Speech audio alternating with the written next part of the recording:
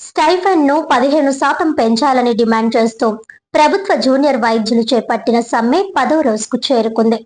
ఇక వివరాల్లోకి వెళ్తే కాకినాడ ప్రభుత్వ సామాన్య ఆసుపత్రి ఎదురుగా ఉన్న రంగరాయ వైద్య కళాశాల పీజీ హాస్టల్ ప్రాంగణంలో జూనియర్ వైద్యులు ఆందోళన చేపట్టారు. స్టైఫండ్‌ను పెంపుతో పాటు 3 ప్రధాన డిమాండ్లను ప్రభుత్వం పరిష్కరించాలని నినాదాలు చేశారు.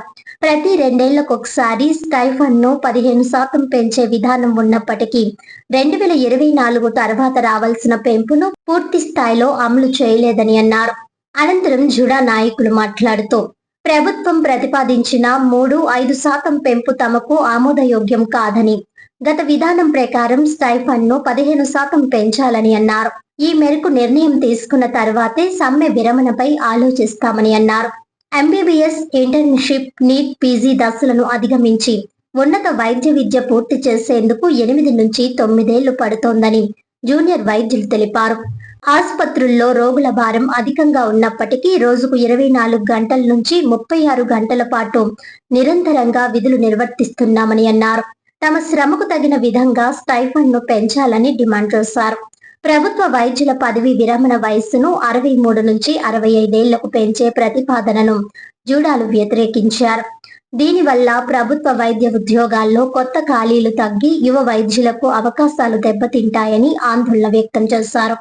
మెడికల్ కళాశాలల్లో ఎంఎస్సి అభ్యర్థులకు లెటరల్ ఎంట్రీ ద్వారా అధ్యాపక పోస్టులు కల్పించడం పైన అభ్యంతరం తెలిపారు.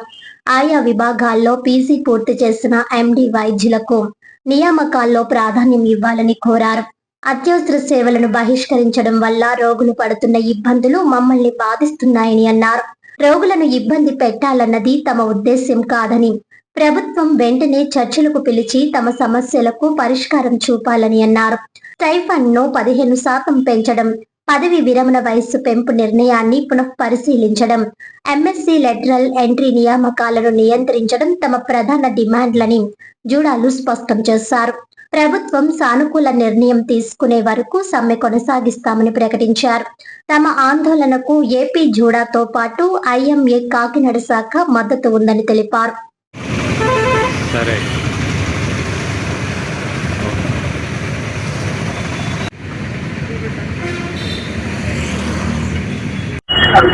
నమస్కారం అండి. I'm doctor Akhila Varma, studying post graduate in Rangaraya medical college in Kakinada. ఈరోజు మేము స్ట్రైక్ చేస్తున్న దానికి మెయిన్ ఇంటెన్షన్ ఏంటంటే, స్టైఫండ్ హైక్లో స్పష్టత తీసుకొచ్చారండి. 5% ఇంక్రీజ్ చేస్తాము, మళ్ళీ ఇయర్లీ 3% ఇంక్రీజ్ చేస్తాము అని. యాక్చువల్లీ అవర్ డిమాండ్ వచ్చేసి 15% ఇంక్రీజ్. అందుకే మేము 5% అండ్ 3% ఈ దానికి కాంప్రమైజ్ అవ్వాలనుకోవట్లేదండి. మేము 10 రోజులుగా స్ట్రైక్ చేస్తున్నాం, ఎమర్జెన్సీ సర్వీసెస్ ఆపేసాము. ఇవన్నీ కూడా we are trying to expose our sacrifice service and our need for the 15% increase. GO ప్రకారం 15% ఇంక్రీజ్ అనేది ఉండాలి. అది కాకుండా తగ్గించడం అనేది మా సర్వీసెస్ని తక్కువ చేసి చూడడం అనే మేము అనుకుంటున్నాము. So fair demand is 15% hike. అదే మా మెయిన్ గోల్ అండి. అది చేసేంత వరకు మా స్ట్రైక్ కొనసాగుతుంది. అది AP JUDA and IMI Kakinada అందరూ సపోర్టివ్గా ఉన్నారు. We are going to continue this strike until that is achieved. Yes అండి. యాక్చువల్లీ మాకే బాధగా ఉంది.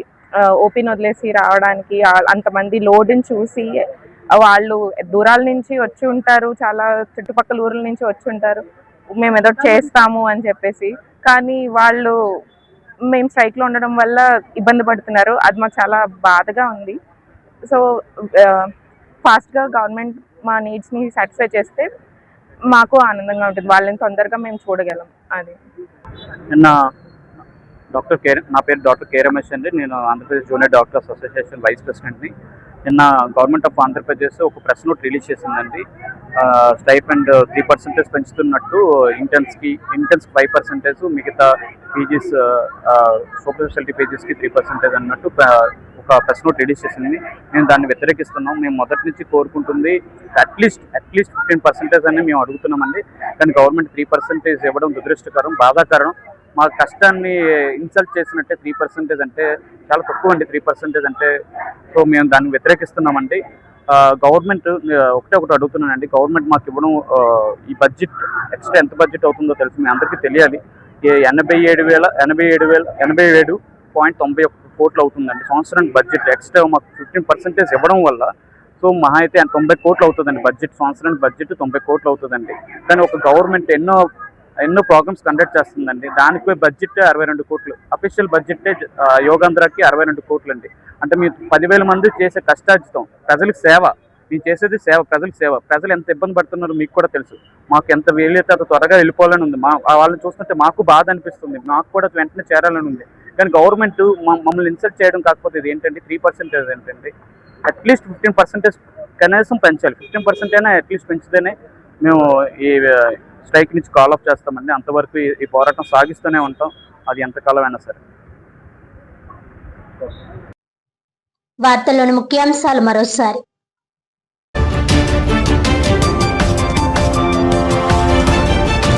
రాష్ట్ర కార్మిక శాఖ మంత్రి వాసంశెట్టి సుభాష్ పై భూ కబ్జా ఆరోపణలు చేసిన వ్యక్తి అరెస్ట్.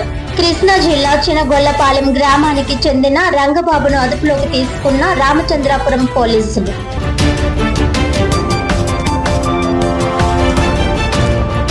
పదో రోజుకు చేరుకున్న ప్రభుత్వ జూనియర్ వైద్యుల సమ్మె.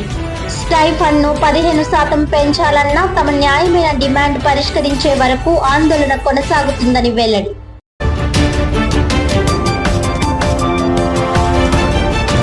ఓటర్ల జాబితా ప్రత్యేక సమగ్ర సవరణ 2026 ప్రక్రియలను నిర్ణీత గడువులోగా పారదర్శకంగా పూర్తి చేయాలి.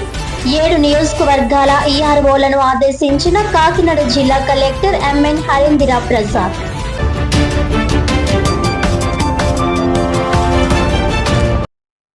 ఈనాటి వార్తలు ఇంతటితో సమాప్తం. తిరిగి వచ్చే బులెటిన్ లో మళ్ళీ కలుద్దాం. అంతవరకు సెలవు. నమస్కారం.